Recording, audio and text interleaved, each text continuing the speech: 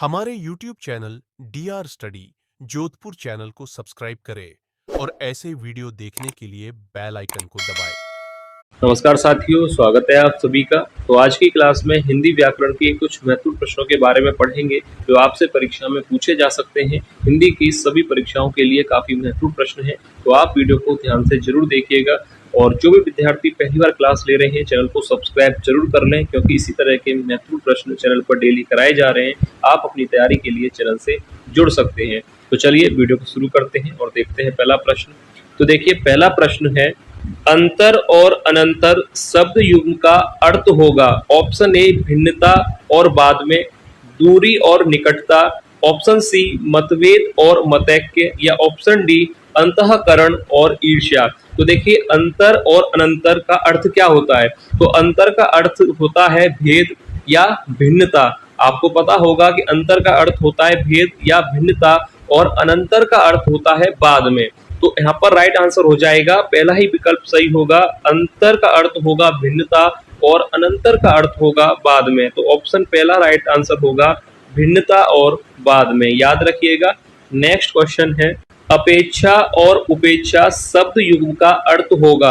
Option A ग्रहण और त्याग, बी निकट और दूर, सी तिरस्कार और आशा, या ऑप्शन डी आशा और तिरस्कार। तो देखिए, अपेक्षा और उपेक्षा दोनों का सही अर्थ क्या होता है। तो आपको पता होगा, अपेक्षा करना यानी किसी से आशा करना, अपेक्षा करना यानी किसी से आशा करना, उपेक्षा यानी निरादर करना यानी किसी का अपमान करना या तिरस्कार करना। तो अपेक्षा का अर्थ क्या होगा, आशा यानी आशा करना। तो ऑप्शन डी राइट आंसर हो जाएगा, आशा करना।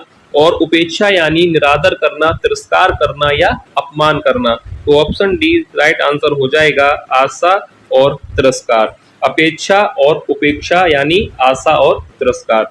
नेक्स्ट क्वेश्चन है, विद्वान का स्त्रीलिंग शब्द होगा।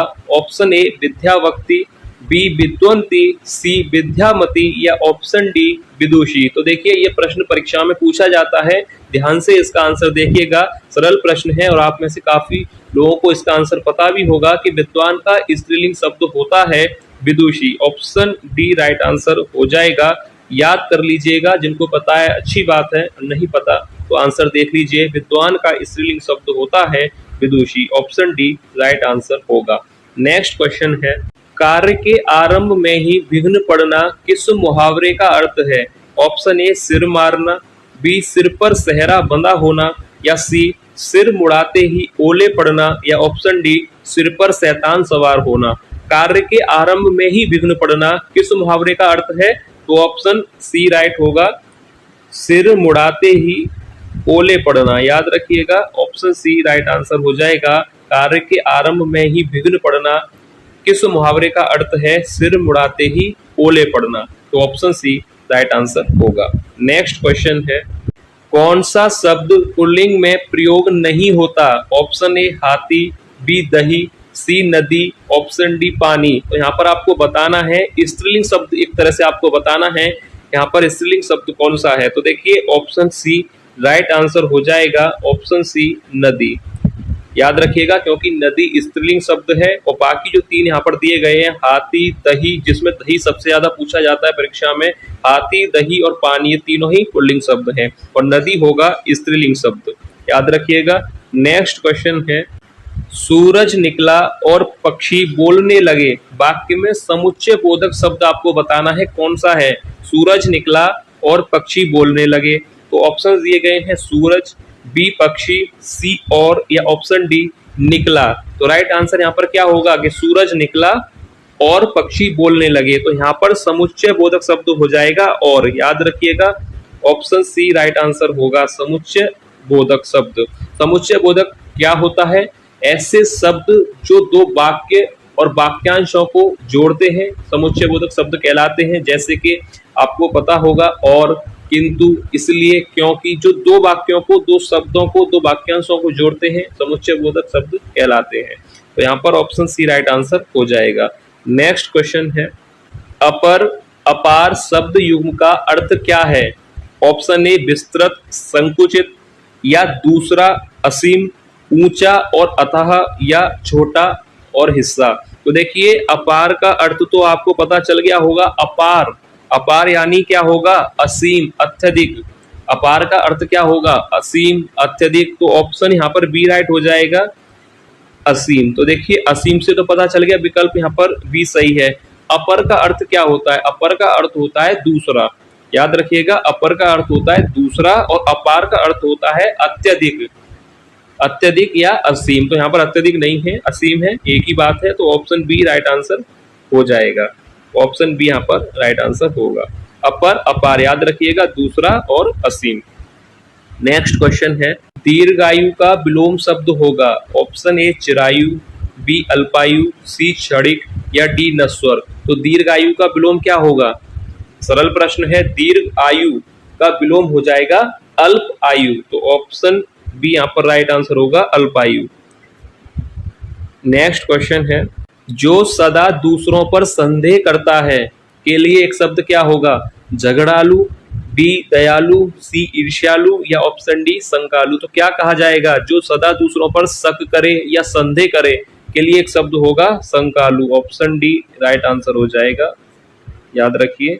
नेक्स्ट क्वेश्चन है, आचार, आचार शब्द युग्म का सही अर्थ है, ऑप्शन ए बुरा आचरण और अच्छा, बी मुरब्बा और आचरण, सी स्थिर और चाल या डी आम और चारा। तो देखिए आचार, आचार, तो आचार का अर्थ क्या होता है, आचरण, व्यवहार। तो यहाँ पर ऑप्शन बी राइट होगा, क्योंकि आचार का जो अर्थ होता है वह होता है व्यवहार और आचरण। तो आचरण यहाँ पर ऑप्शन बी में दिया गया है, तो बी ही राइट आंसर होगा।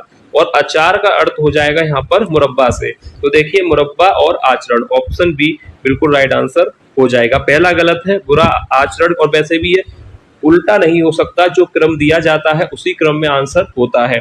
पहले आचार है फिर आचार है, तो आचार यानी आचरण। तो ऑप्शन बी ही राइट आंसर होगा। नेक्स्ट क्वेश्चन है, नारियल का तत्सम शब्द होगा, जो कि परीक्षा में पूछा जाता है कि नारियल का तत्सम शब्द क्या है, नारियल तद्भव है, इसका तत्सम बताइए। नारिकेल होगा, नारिकेल होगा या नारिकेली होगा या नारियल ही रहेगा, यानी नारियल का तत्सम भी नारियल ही रहेगा, नहीं। तो याद रखिएगा राइट आंसर क्या हो जाएगा, नारियल का तत्सम शब्द हो जाएगा नारिकेल, ऑप्शन बी यहाँ पर राइट आंसर होगा। ध्यान से देख लीजिएगा, डी गलत है, नारियल का तत्सम नारिकेल होगा और तद्भव नारियल, ऑप्शन बी राइट आंसर होगा। नेक्स्ट क्वेश्चन है, अनिल और अनल शब्द युग्म का अर्थ है, ऑप्शन ए वायु और अग्नि, पानी और आग, अग्नि और वायु या नल और हवा। तो देखिए अनिल और अनल, यहाँ पर थोड़ा कंफ्यूजन हो जाता है पेपर में, पर ध्यान रखिएगा अनिल का अर्थ होता है हवा से, अनिल का अर्थ होता है वायु से, हवा से या पवन से। ये पर्यायवाची शब्द हैं, तो अनिल का अर्थ हो जाएगा हवा या वायु। और अनल का अर्थ होता है आग से, अनल का अर्थ होता है आग या अग्नि। तो यहाँ पर राइट आंसर क्या होगा, पहले आएगा वायु और फिर आएगा अग्नि। तो देखिए पहला ही विकल्प यहाँ पर राइट होगा, वायु और अग्नि।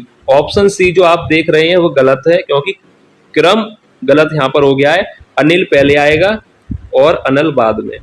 तो वायु और अग्नि राइट आंसर हो जाएगा, सी यहाँ पर गलत होगा, क्योंकि अनिल का अर्थ वायु है और अनल का अर्थ अग्नि है। नेक्स्ट क्वेश्चन है, इंद्र का पर्यायवाची शब्द नहीं है, ऑप्शन ए सुरपति, बी शक्र, सी पर्वतारी या डी भूपेंद्र। इंद्र का पर्यायवाची शब्द नहीं है, तो देखिए आप याद रखिएगा, इंद्र के पर्यायवाची शब्दों में सुरपति, शक्र और पर्वतारी, ये तीनों ही इंद्र के पर्यायवाची शब्द होते हैं। ऑप्शन डी यहाँ पर राइट होगा, जो कि इंद्र का पर्यायवाची शब्द नहीं है, यह भूपेंद्र है, याद रखिएगा, जो कि सम्राट का पर्यायवाची होता है। तो ऑप्शन डी राइट आंसर हो जाएगा। नेक्स्ट क्वेश्चन है, भाग्य का पर्यायवाची शब्द नहीं है, ऑप्शन ए प्रारब्ध, बी नियत, सी भवित्य या डी नियति। तो भाग्य का पर्यायवाची आपको बताना है कि इनमें से कौन सा नहीं है। तो देखिए भाग्य के जो पर्यायवाची शब्द होते हैं उसमें प्रारब्ध भी होता है, नियति भी होती है, और ये ऑप्शन बी यहाँ पर राइट आंसर होगा, जो कि भाग्य का पर्यायवाची नहीं है, क्योंकि ये नियत है। प्रारब्ध, भवित्य और नियति ये तीनों ही भाग्य के पर्यायवाची हैं, नियत भाग्य का पर्यायवाची शब्द नहीं है, ऑप्शन बी राइट आंसर होगा। नेक्स्ट क्वेश्चन है, इनमें से कौन सा तद्भव शब्द है, ऑप्शन ए मधुप, बी मधुकर, सी भंवरा, डी भ्रमर। तो देखिए यहाँ पर 3 तत्सम है, 1 तद्भव है, तो ऑप्शन सी राइट आंसर होगा। सरल प्रश्न है, भंवरा यहाँ पर राइट आंसर हो जाएगा। मधुप, मधुकर और भ्रमर ये तीनों ही तत्सम शब्द हैं और भंवरा यहाँ पर तद्भव शब्द है। नेक्स्ट क्वेश्चन है, अश्व का पर्यायवाची शब्द नहीं है। ऑप्शन ए घोड़ा, बी घोटक, सी कटक या डी है। तो अश्व का पर्यायवाची शब्द नहीं है। तो यहाँ पर देखिए अश्व के जो पर्यायवाची शब्द होते हैं उसमें घोड़ा, घोटक और है, ये तीनों ही होते हैं। तो याद रखिएगा घोड़ा अश्व का पर्यायवाची है, घोटक और है तीनों ही अश्व के पर्यायवाची हैं। कटक यहाँ पर राइट आंसर होगा जो कि अश्व का पर्यायवाची शब्द नहीं है, याद रखिएगा ऑप्शन सी। और घोड़ा, घोटक और है ये तीनों ही अश्व के पर्यायवाची शब्द हैं।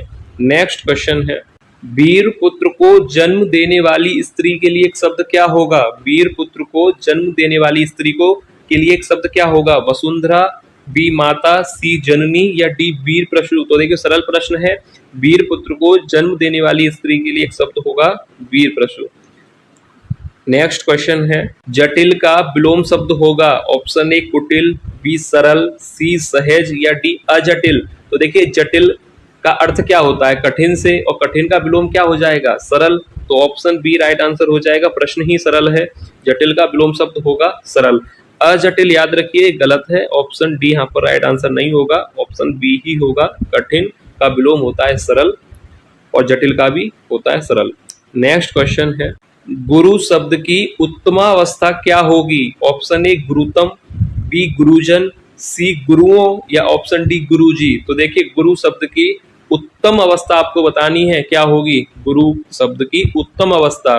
तो देखिए राइट आंसर पहला ही याद रखना है आपको, गुरुतम। ये